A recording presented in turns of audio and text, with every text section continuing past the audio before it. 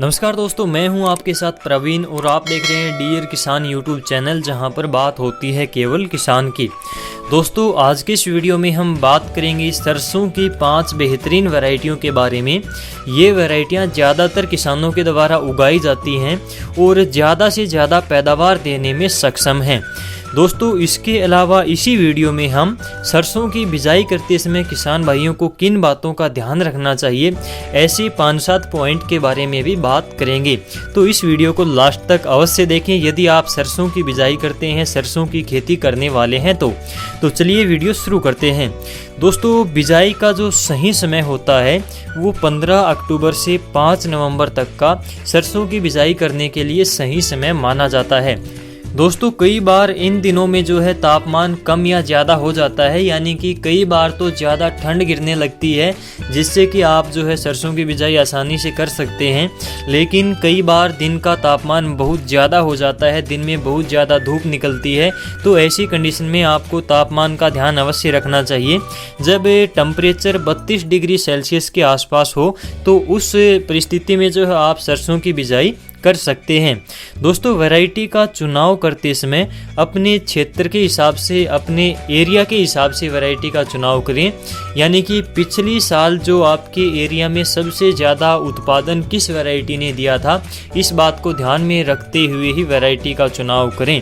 तो एरिया के हिसाब से वैरायटी का चुनाव करना बहुत ज़्यादा जो है अच्छा रहेगा।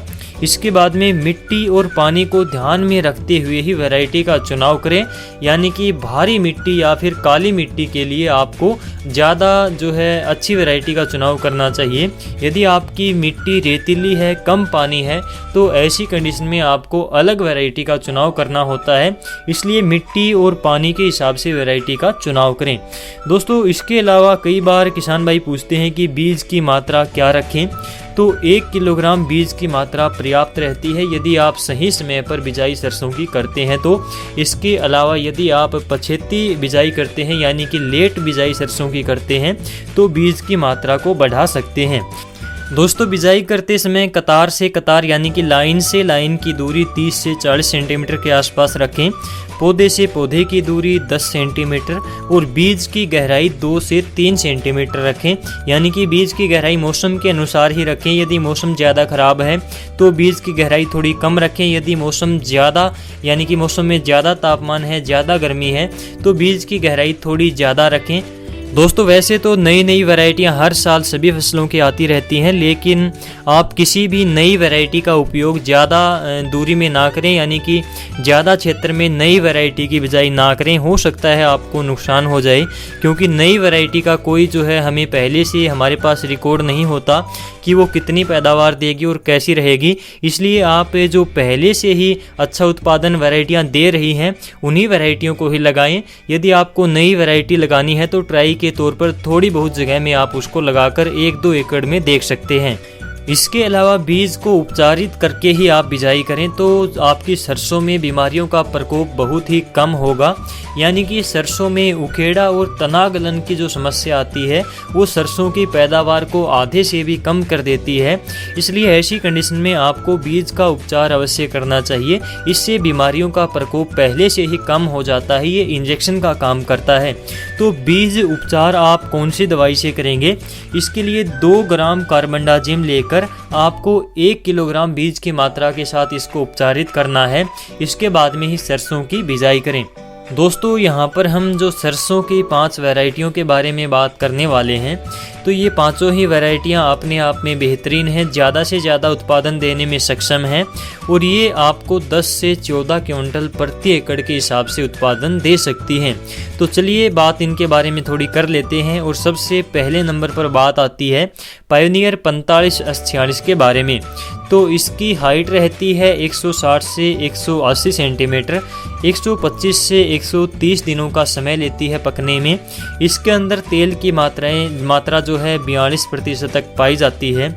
इसकी शाखाएं अधिक निकलती हैं और शाखाओं में फलियों की संख्या भी ज़्यादा पाई जाती है। इसकी जो है आप 1 किलोग्राम बीज की मात्रा 1 एकड़ में यदि बिजाई करते हैं तो काफ़ी रहती है। दोस्तों इसकी खास बात है कि काफ़ी किसान भाई ज़्यादातर इसको जो है यूज़ करते हैं, इसकी बिजाई करते हैं और ये वैरायटी जो है अच्छे से अच्छा उत्पादन देती है।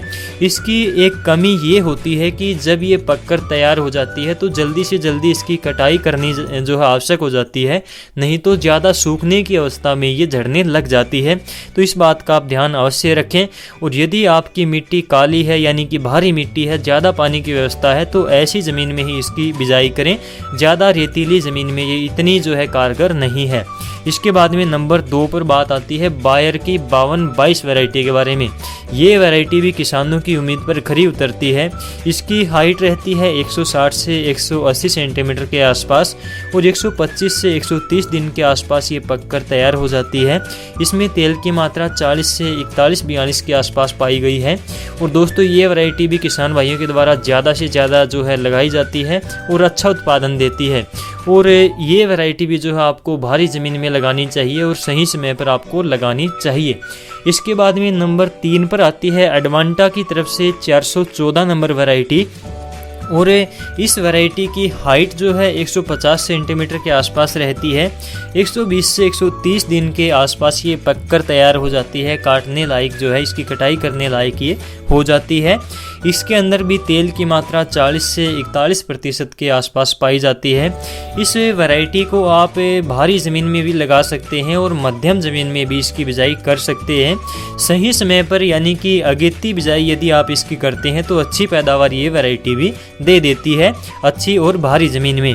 दोस्तों नंबर 4 पर बात आती है श्री राम की 1666 वैरायटी के बारे में।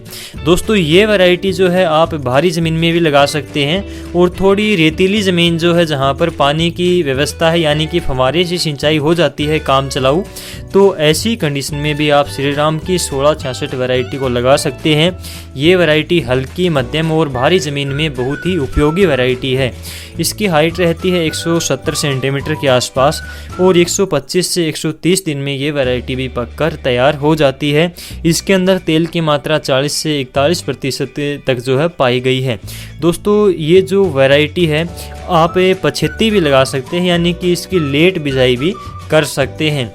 दोस्तों इसके अलावा नंबर 5 पर जो वैरायटी है वो चौधरी चरण सिंह हरियाणा एग्रीकल्चर यूनिवर्सिटी हिसार के द्वारा विकसित की गई है, जिसका नाम है RH30। और इसकी एक महत्वपूर्ण विशेषता ये है कि आप इसकी बिजाई जो है अगेती भी कर सकते हैं और इसको लेट भी उगा सकते हैं। इसको आप भारी मिट्टी में भी उगा सकते हैं और रेतीली मिट्टी जहाँ पर पानी की व्यवस्था थोड़ी कम है, थोड़ी कम सिंचाई में भी ये कारगर साबित होती है, यानी कि कम सिंचाई में भी और रेतीली मिट्टी में भी अच्छी पैदावार दे देती है। तो इस वैरायटी की एक खास बात है, इसके अंदर तेल की मात्रा 39 से 40% तक पाई जाती है। इसकी हाइट नॉर्मल ही रहती है। इसको अगेती और पछेती कभी भी आप उगा सकते हैं। तो दोस्तों ये वैरायटी अपने आप में अलग है, बहुत ही शानदार है। तो इस वैरायटी को आप उगाकर अवश्य देखें। इसकी बिजाई आप ऐसी मिट्टी में जहाँ पर पानी की व्यवस्था कम है, भूमि थोड़ी रेतीली है, वहाँ पर कर सकते हैं। दोस्तों जो HAU हिसार यूनिवर्सिटी है, इसी ने ही 725 नंबर और 749 नंबर ये 2 वैरायटियाँ और निकाली हुई हैं। तो आप इनमें से किसी एक का जो है चुनाव कर सकते हैं। ये वैरायटियाँ भी बहुत ही अच्छी हैं। यदि आप इन वैरायटियों को जो है पानी वाली जगह है यानी कि थोड़ी भारी मिट्टी है और नहरी पानी जहाँ पर लगता है वहाँ पर यदि इनको उगाते हैं तो ये प्राइवेट जो वैरायटियाँ हैं, प्राइवेट वैरायटियों के मुकाबले की ही वैरायटियाँ हैं। तो आप इनको भी ट्राई कर सकते हैं। दोस्तों इस प्रकार से हमने यहाँ पर सरसों की 5 वैरायटियों के बारे में थोड़े विस्तार से जाना। तो इस प्रकार से यदि आप अपने एरिया, मिट्टी और पानी के हिसाब से यदि आप इनकी बिजाई करते हैं, इनका चुनाव करते हैं, तो आप निश्चित तौर से अच्छा उत्पादन सरसों का ले सकते हैं।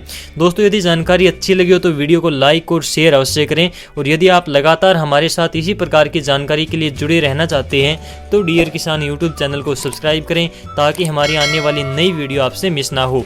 चलिए दोस्तों आज की वीडियो में से इतना ही। मिलते हैं आपसे अगली वीडियो में कोई नई जानकारी के साथ। तब तक के लिए नमस्कार।